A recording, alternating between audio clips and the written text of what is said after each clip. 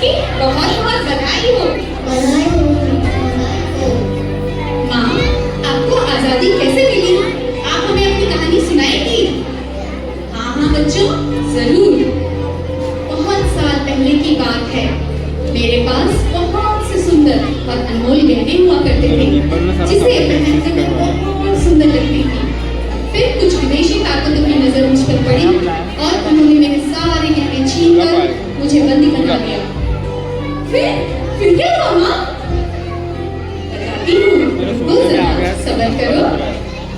फिर मैंने बहुत सालों तक कष्ट सहा और फिर सन 1857 में उत्तर प्रदेश के मेरठ में खबर पता चली कि जहां ब्रिटिश सैनिक, जिनमें कुछ भारतीय भी शामिल थे, उनकी कारतूसों में गाय और बैल की चर्बी थी, गाय और सूअर की चर्बी थी।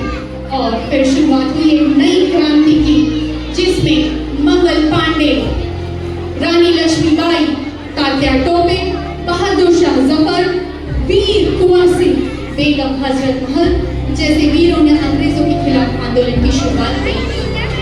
इस समय आंदोलनकारी बहुत कम, पर अंग्रेजी हुकूमत बहुत ज्यादा ताकतवर थी, इसलिए यह आंदोलन ठंडे रास्ते में चला गया।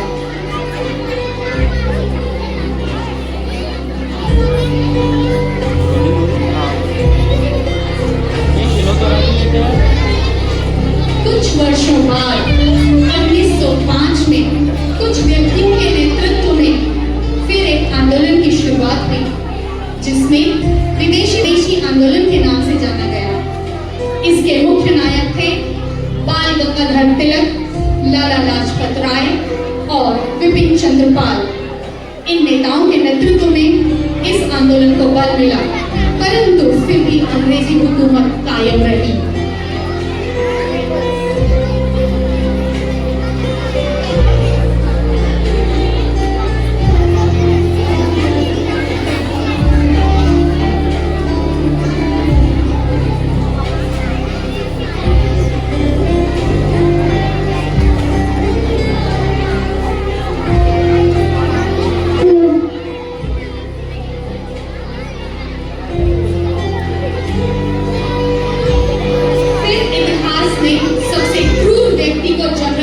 देखा वो थे जनरल डायर।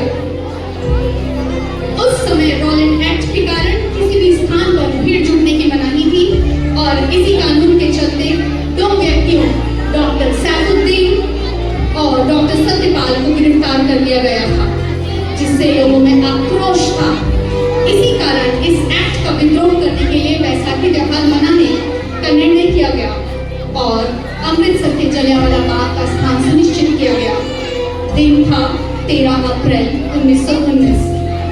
सभी लोग शांतिपूर्ण तरीके से बाग में शामिल हुए थे।